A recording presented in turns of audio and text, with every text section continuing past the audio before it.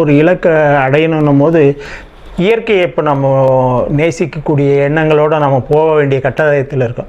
கண்டிப்பாக இயற்கையை நம்ம பாதுகாக்கணும். அந்த மாதிரி பாதுகாக்கணுன்ற மாதிரி எல்லா பறவை இனத்தையும் நம்ம பாதுகாக்கணும். இந்த பறவை இனமான கிளிகள் மட்டும் இல்லை, எல்லா பறவை இனங்களும் பாதுகாக்கணும். அந்த பாதுகாக்கிறவங்க இன்றைக்கி தமிழ்நாடு ஃபுல்லாக நிறைய பேர் இருக்காங்க. அவங்களுக்கெல்லாம் அரசாங்கம் என்ன சிலர்லாம் தன் வாழ்க்கையே அதுக்காக அர்ப்பணிச்சுக்கிறான். நான்லாம் ஒரு பாதி நாள் தான் அதுங்களுக்காக வேலை செய்கிறேன். முழு நேரமும் அதுங்களுக்காக அர்ப்பணித்தவங்களாம் இந்த தமிழ்நாட்டில் நிறைய பேர் இருக்கிறாங்க.